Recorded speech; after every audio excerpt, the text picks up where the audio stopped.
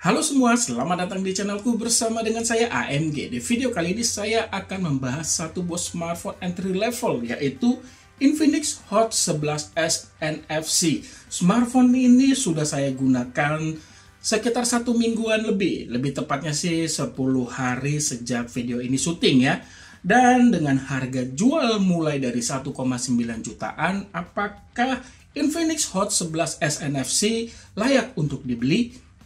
Ya, seperti biasa, tiada henti-hentinya saya butuh dukungan dari kamu semua, khususnya buat kamu yang belum subscribe. Ayo, subscribe channel ini dan jangan lupa juga ya untuk mengaktifkan bel notifikasinya. Untuk kamu semua yang menonton, jangan lupa menekan tombol like. Infinix Hot 11s NFC membawa luas layar 6,78 inch dengan model ponsel.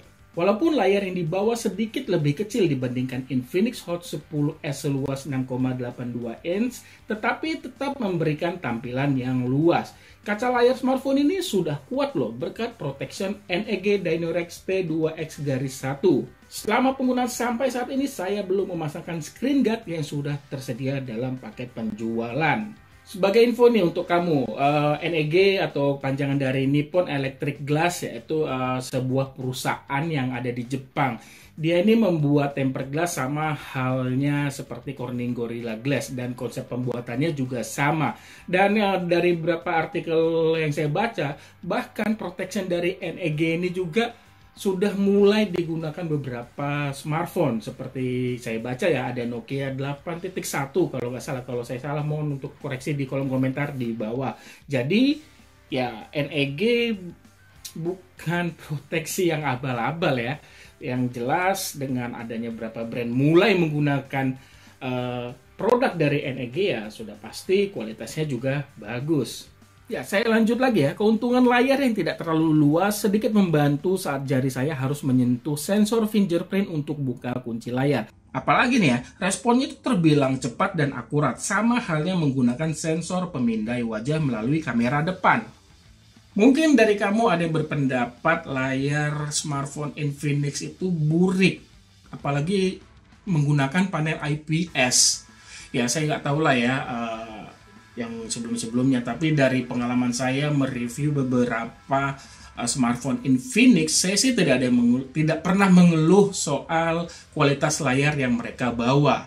Jadi nih ya, untuk Infinix Hot 11s NFC membawa layar IPS LCD. Jujur, saya suka tampilan warna yang keluar karena terlihat cerah dengan kontras yang pas. Apalagi tampilan layar ini terlihat tajam berkat resolusi Full HD Plus dengan 500 nits. Jadi layar ini masih terlihat walau saya gunakan pada area outdoor siang hari.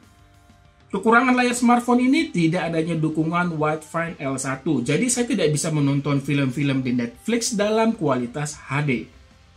Mengoperasikan layar dengan cara swipe saat saya buka sosial media ataupun membaca berita terlihat halus berkat dukungan refresh rate 90 Hz. Memang sih baterai akan lebih cepat habis dibandingkan refresh rate layar 60 Hz. Tapi saya tidak khawatir, daya tahan baterai sebesar 5000 mAh yang disematkan sangat bisa diandalkan dan mencukupi penggunaan saya sehari-hari. Penggunaan saya dengan main game Mobile Legends kisaran 2 jam, diikuti nonton film streaming 47 menitan dan nonton YouTube selama 1 jam lebih. Screen on time yang saya dapat itu 6,5 jam hampir ya. Jika saya menggunakannya lebih santai lagi nih dengan main game Mobile Legends 1 jam lebih, screen on time itu tembus 8 jam 21 menit. Sementara untuk pengisian daya baterai fast charging 18 watt sudah lebih dari cukup untuk smartphone yang harga jualnya tidak sampai 2 juta rupiah. Mengisi baterai dari 5 hingga 100% membutuhkan waktu 2 jam lebih. Andaikan smartphone ini mendukung reverse charge, akan lebih membantu saya lagi saat dibutuhkan mengisi daya baterai gadget saya seperti TWS, smartwatch, dan sebagainya. Tapi kehadiran USB OTG sangat membantu saya saat harus mentransfer data dari smartphone ke flash disk dengan waktu yang lebih cepat dan praktis. Sudah banyak yang tahu nih, setiap Infinix mengeluarkan smartphone, performanya itu pasti menggunakan chipset MediaTek. Dan mungkin itu bagi beberapa orang yang tidak suka MediaTek, membuat mereka mengurungkan niat dalam membeli smartphone Infinix. Ya sebenarnya sih nggak salah ya, tapi saat itu Infinix itu mengeluarkan MediaTek-nya itu bukan yang terbaru, bahkan sudah keluaran 6 bulanan yang lalu lah, lebih bahkan ya, bisa jadi seperti itu sih kalau saya lihat ya. Tapi tidak kali ini pada Infinix Hot 11s NFC. Memang sih performanya masih MediaTek, tapi sudah yang baru walaupun bukan yang pertama. Infinix memberikan chipset MediaTek Helio G88. Chipset tersebut dipadukan CPU octa-core, ada 2 varian RAM dan storage. Jadi kalau kamu mau beli smartphone ini, belilah sesuai kebutuhanmu. Dikarenakan saya termasuk hobi main beberapa game dan install banyak aplikasi, jadi saya memilih membeli RAM 6GB dengan internal storage 128GB. Kalau kamu penggunaan santai tanpa bermain game, saya rasa RAM 4GB dengan storage 64GB sudah lebih dari cukup. Bila kapasitas storage juga masih terasa kurang, Infinix masih memberikan SIM tray non-hybrid, jadi tetap bisa menggunakan microSD tanpa harus mengorbankan salah satu slot SIM tray. Performa yang dibawa ini memberikan kenyamanan saat saya buka aplikasi sosial media, multitasking, hingga edit video singkat lah ya melalui aplikasi VN. Diajak bermain game Mobile Legends juga lancar pada pengaturan ultra. Tapi saya merasa itu suhu smartphone terasa panas ya, nggak jauh beda lah panasnya ini dari smartphone kompetitornya yang menggunakan chipset yang sama. Maka dari itu kadang saya suka menurunkan grafiknya itu 1 tingkat bila panasnya itu sudah mengganggu. Main game seperti Call of Duty juga demikian. Game tersebut dapat berjalan lancar pada pengaturan frame rate smooth, grafiknya high. Diajak main PUBG ya masih oke lah sekelas saya yang notabene bukan pro player. Game masih terasa enak dimainkan pada pengaturan grafik smooth, frame rate-nya ultra. Agar mendapatkan pengalaman lebih nyaman saat bermain game, jangan lupa ya aktifkan game zone yang berguna meningkatkan performa. Bahkan kamu juga bisa diingatkan bila kamu lupa waktu, bila sudah bermain game dengan mengaktifkan game anti-addiction. Cara kerjanya kamu akan diingatkan bila bermain game selama 2 jam non-stop atau main game selama 4 jam secara akumulasi. Kalau kamu senang merekam video saat bermain game, tinggal manfaatkan fitur screen recording.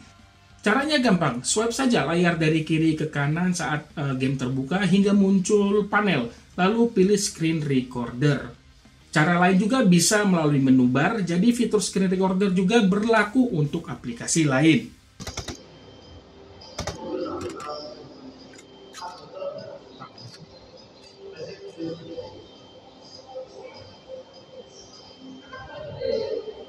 Oke, ini saya sedang coba screen recording.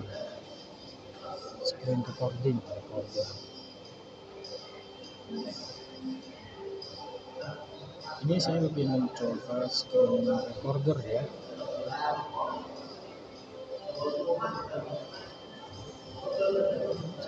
Ini tes. Di bagian software, Infinix Hot 11s NFC menggunakan tampilan antarmuka XOS Dolphin 7.6.0. Terkait tampilan UI-nya ini bagus atau tidak, semua tergantung selera ya. Kalau saya sih nggak ada masalah. Hanya saja penggunaannya ini sedikit agak ribet. Misalkan saat masuk ke app drawer dengan swipe dari bawah ke atas, untuk kembali ke home screen itu tidak bisa dengan swipe dari atas ke bawah, melainkan harus tekan tombol navigasi back. Lalu memindahkan aplikasi dari app drawer ke home screen tidak bisa dengan cara tekan dan tahan lalu geser. Tapi yang saya suka dari UI XOS Infinix ini memberikan banyak fitur. Selain yang tadi sudah saya sebutkan di atas ya, fitur-fitur lainnya yang mungkin ini menurut saya sih tidak semua brand memiliki fitur tersebut. Yang pertama itu kamu bisa menonton video YouTube pada layar mati, dan yang kedua kamu juga bisa membalas pesan WhatsApp tanpa pengirim pesan itu tahu. Nah, untuk kedua tips tersebut pernah saya buat videonya, jadi kamu tinggal cek aja short videonya. Ada di channel saya pastinya. Dan untuk kalau kalian masih gini, kalau kalian yang bertanya apakah akan mendapatkan update software ke XOS versi 10, ya jujur saya nggak tahu ya. Karena begini, saya kan karena kan saya membeli smartphone Infinix ini kan hanya untuk kepentingan review. Jadi saya nggak pernah menggunakan smartphone Infinix dalam jangka yang panjang.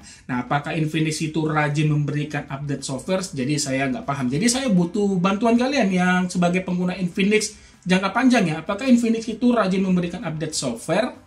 Ya, boleh kalian tulis di kolom komentar di bawah. Sorry agak belibet ya ini. Demi memberikan kepuasan saat mendengarkan lagu atau menonton film, Infinix Hot 11S NFC dibekali dua speaker yang ditempatkan pada sisi bawah dan menyatu dengan earpiece.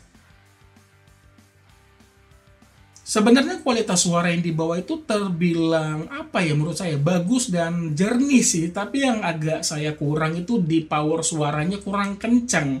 Ya, jadi untuk digunakan pada area outdoor atau suasana sedikit ramai, suara yang keluar dari speakernya ini kurang terdengar. Bagian lainnya yang diunggulkan smartphone ini pada kamera utamanya beresolusi 50 megapiksel ditemani 2 megapiksel sebagai lensa depth dan AI lens. Sayangnya tidak disediakan lensa ultra wide. Sementara untuk kamera depannya beresolusi 8 megapiksel. Di bagian mode kamera sangat saya sayangkan sih tidak disediakan mode Pro. Hasil fotonya terbilang bagus dengan warna cerah berkat bantuan AI yang tidak bisa dinonaktifkan. Detail foto cukup dapat pada area outdoor di siang hari.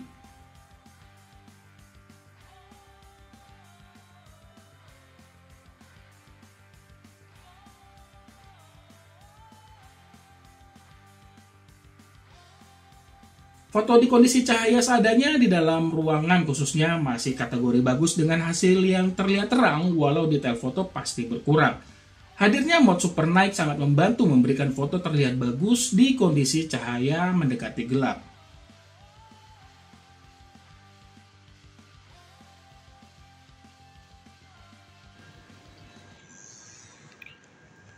Ini hasil perekaman video dari kamera belakangnya ya. Saya buat di Full HD+.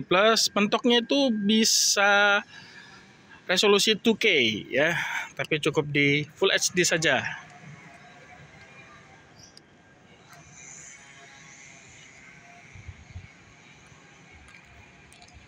Nah, untuk perekaman videonya ini sayangnya tidak dilengkapi yang namanya EIS ya. Jadi kalau kamu merekam video, usahakan tanganmu tuh jangan sering banyak gerak lah, atau istilahnya, biar mengurangi guncangan lah intinya, biar video terlihat lebih stabil.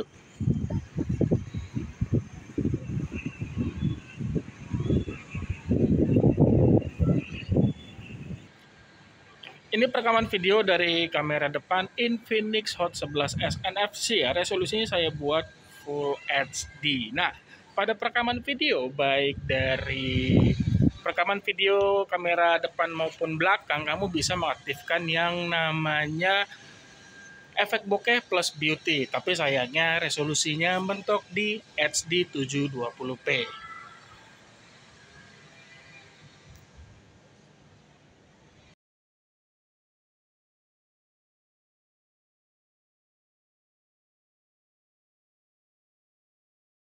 Seperti nama yang ada di belakang, smartphone ini dibekali teknologi NFC multifunction. Artinya selain bisa cek saldo e-money, bisa juga melakukan transfer data ke perangkat lain yang didukung NFC multifunction juga.